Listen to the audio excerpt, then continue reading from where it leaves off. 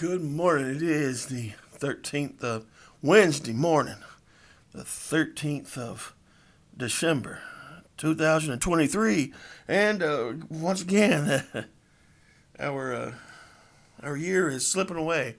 And so, really, I'm making this video as an indulgence for to myself because we're going to talk about some of my products and we're going to talk about war game design in general, right? So yeah, it is what it is, and yeah, it's an indulgence of mine. Just bear with me. You may find something out you like. You may you may trigger you to. It may inspire you to go into your own design. First of all, this is one of my products in the wargaming space, right? It is. I wrote this a couple years ago. It's just really about my life in wargaming and what it's meant to me and how it's helped me immensely through my struggles with depression and other problems I've had. Um, you know, it is what it is. Seem to find when I have more time on my hands, I have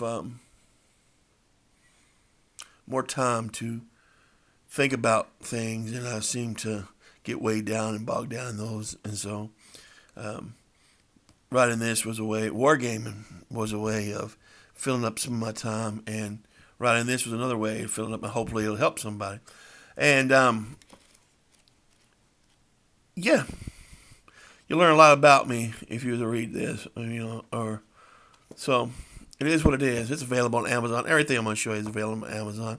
And this was my ode to war games, and really the reason I wrote it, and the reason I put it out there for other people to buy, was that we used to have war game books once upon a time. Quite a few of them actually they'd put them out, and now not so much. There's not so many of them. And so this was really, there's a few, and this was really a way for me to get that out there. And so, and yeah, if you can't tell, my name is Brent Campbell. Right? So that is what it is. And so, it was some time later when I tried to design my first game. And I've tried to design my first game ever since I've been in gaming for years and years and years. But this was my first successful attempt, if that's what you want to call it. And what happened was, I ran across a game designer who's became a good friend of mine in a lot of ways. Is Adam C. Mitchell, and he came up with what he called and what is the D66 system, as far as if you want to see D60, as far as a book game goes, right? A narrative. Choice narrative game, right? So, yeah, and all that means is you have a couple of D6, and this would be the 1 spot, and that's would be the 10 spot. Let's say I roll the dice. That is, what is that? 5 and a 3. So you would turn to section 53.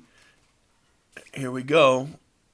A bridge, hopefully not too far, and read it, and you would do that. The way I understand that was done because out of his not difficulties, but make it easier to design a narrative-based game without having to worry about the choose-your-own-adventure and the movements back and forth and so on. And the first game I played with was a submarine game, right? World War II submarine game. I loved it. Still do love it. And the name slips me right now. I'll think about it later. But he's got a lot of other games. MIA is another very popular game that was, based in the jungles of Colombia. And then, and I just wanted to do one. I thought, wow, this really speaks to me. This system really speaks to me. I think I can do something. So, yeah. So I came up with Holdout, and really and truly, this particular game book is just something that We read it back here. Holdout is a game based on the Japanese holdouts of World War II in the South Pacific long after the war was over. Not knowing the war is over, you continue to fight the vile Americans and their collaborators. Will you discover the truth, or will you continue to hold out? Part Wargame and part RPG, but all fun. That's the truth. That's what that's about. I always was impressed by the holdouts, Japanese holdouts of World War II and after World War II.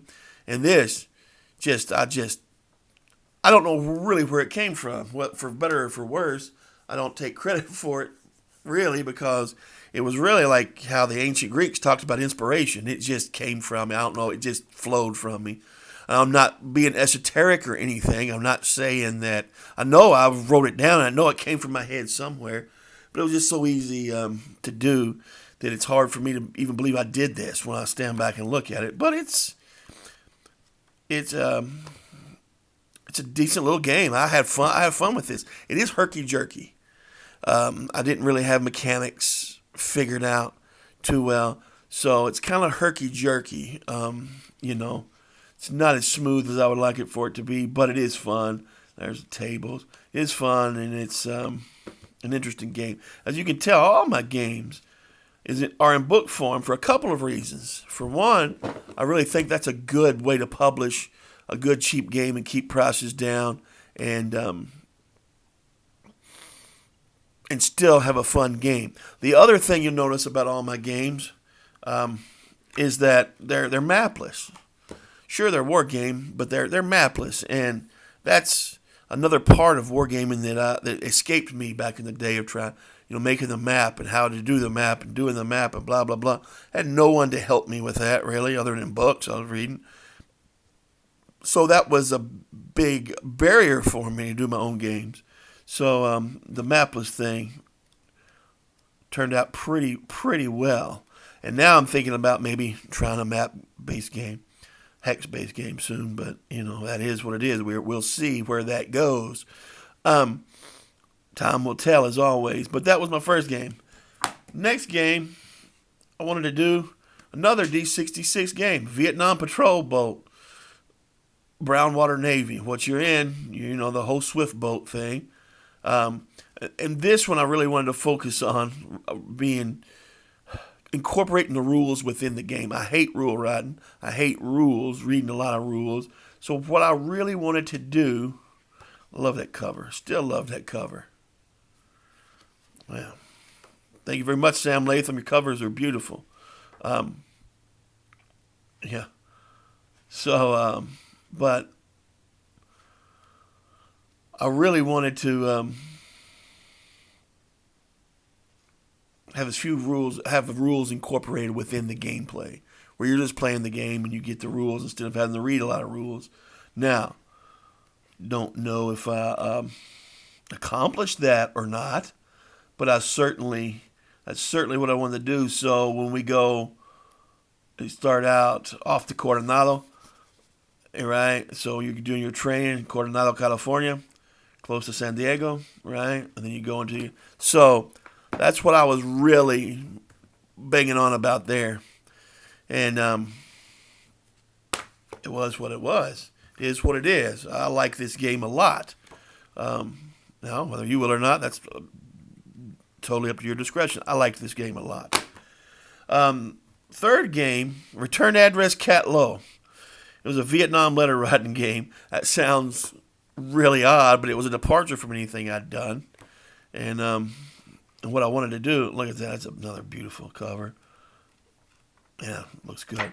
What I was wanting to do with it is I was wanting to look at a part of war that has been a part of war forever now. And as long as there's been couriers, it's been a part of war. Is writing letters home. We're kind of losing that a little bit, because of technology, but the letter writing experience is huge. Was always huge for servicemen of any kind. Getting care packages. It's huge for servicemen. So, I again based that in Vietnam. and that was just, yeah, yeah, that is, yeah, just wanted to write letters and make game mechanics out of it. Have a letter writing game mechanics. You're playing I guess you're playing a captain. I guess what you're playing. Maybe no. I think it's a, yeah, I guess. But what you're doing here is, I kind of tied it in with Brownwater Navy. Kind of made you play a lieutenant in, or a petty officer, uh, where you're the chief of the boat, and then and then here you're gonna have to write letters, and some of them you're gonna write, people letters to someone who's died, possibly, and, or you're gonna write personal letters and so on. And I get mechanics for it. Very interesting look, right? Then we're at to my fourth game, Friday Night at Fallujah. This one I did personally because of, personal connections with Fallujah and so on, and, how, friends and so on that was, at Fallujah, and I wanted to, do something in Iraq, but I didn't really want to. It's a D66 book as well, but I wanted to strip down the mechanics. I was always impressed and obsessed with Five Nights at Freddy's. The simple first couple games, especially where it's just point and click and it's just three, and how that can be fun. And that's kind of what I was trying to do here. Just a left, center, right type of a thing, and every now and then maybe behind you. But that's just what I was trying to do here with this, and yeah, thought it was pretty interesting. Thought it was pretty good. My last one. This one was done this year. No, I think this year. Yeah, this one was done in this year, and so was this one. And this one is Unconventional Hero. And now this is look. I've played this to death. Look. This is my playing copy. This is my only copy I got right now. I got to order another one, but look at that. It's just, I've creased it up, played it. I've made a lot of copies of play sheets. I play this a lot. Again, another game I love. And this is just a game where you're playing a company clerk in Vietnam. Vietnam has, as you could tell, is a theme that I really like to go to just because of, our, when I was growing up, our parents and parents' friends and so on, they all was, Vietnam had been such big for them. And I heard stories about Vietnam my whole life, and people that had been there, from people that had been there, or people had been in the service during Vietnam. So yeah, it's made a big impression on me in my life. So this is one where you're just playing a company clerk and you're just trying to get through your day, and it doesn't focus on combat. I wanted to do something, and just like Cat Low, Return Address Cat Low, it does not focus on those two do not focus on combat, because although there can be combat, company clerks did go into combat, and so on, and they could be snipers, but yeah, I didn't want to focus on combat with these two because there's so much more to war than just combat, and I don't think we've really tried to simulate that very much, with the exception of Supply Line. We do try to simulate Supply Line, but so I just wanted to do something along that, and I play this probably more than all of them, just because it's easy to get into, easy to play. It's just basically a character sheet and charts to roll on, and there are decisions to make. That's one thing. I wanted to be decisions to make in all of them. As you can tell, all of my games, like I said, they're mapless. That's one of the things. The other thing they are is they're very experimental. I mean, They are. I like the games. I do. I like them. You may or may not if you pick them up, but I hope you can see within there a kind of mechanic or something I'm doing that I'm experimenting with and having fun with. That would be my only. Look, I'm not a game designer. I'm not like a great game designer, and I'm not trying to put myself up there with any of the other great war game designers. But what I would like to see is maybe someone pull something out of here that's usable for them. Because these games are fun for me, but again, these are vanity projects for myself that I just never thought I'd be able to design the games. And after I figured out I kind of could, I kind of went overboard. I'm still going to go overboard. I'm going to do more. And I sell a few. Shockingly enough, I sell a few of these games. And you have to decide for yourself how if you like them or not.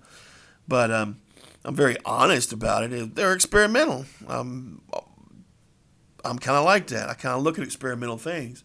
And they're very, some in some ways, some of them may be a little avant-garde, so you have to look at them through that lens, through almost an artsy lens, right? Not just a pure wargaming perspective. So, yeah, but they're all available on Amazon. If you would like to buy them, I would highly suggest picking them up just because they're cheap. They're not expensive at all. I'm not, again, I'm trying to get them not to war gamers that would like to play them.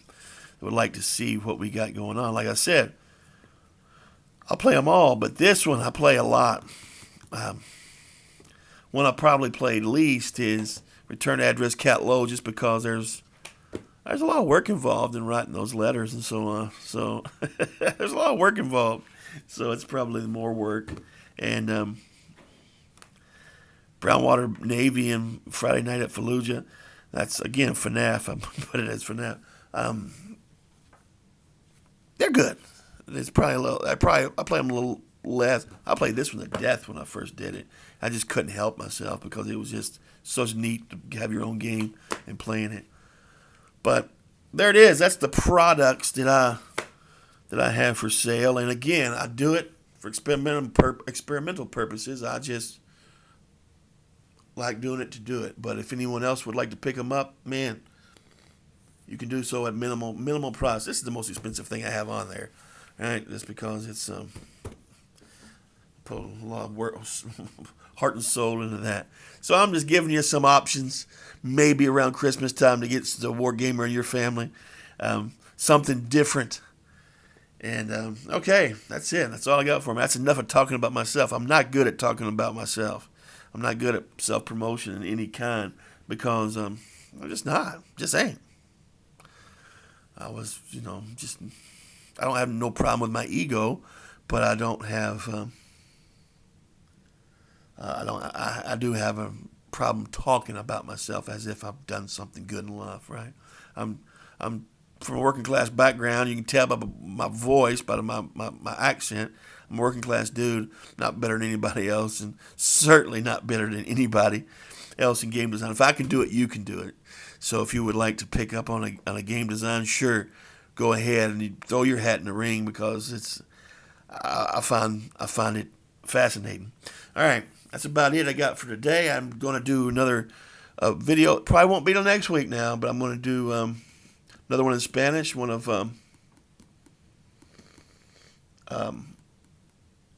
Mike Lambo's. What is that? The Fantasmas de la Jungla, The Ghosts of the Jungle. Probably going to do that in Spanish for Spanish-speaking folks.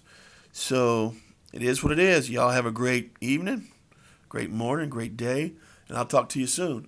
And I'll talk to you before Christmas, but if I don't, if something should happen, and I die or anything else, y'all have a Merry Christmas and a very, very Happy New Year because it's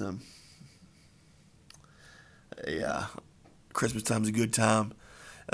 Whether you're religious or not, whether you're a Christian or not, is a good time to get with family and have some be retrospective on the year in past. All right, y'all. Y'all have a great evening, morning, whatever. Sorry I've said that about 4 times. I'm getting off here. Be careful, and I will talk to you soon, hopefully. Bye-bye.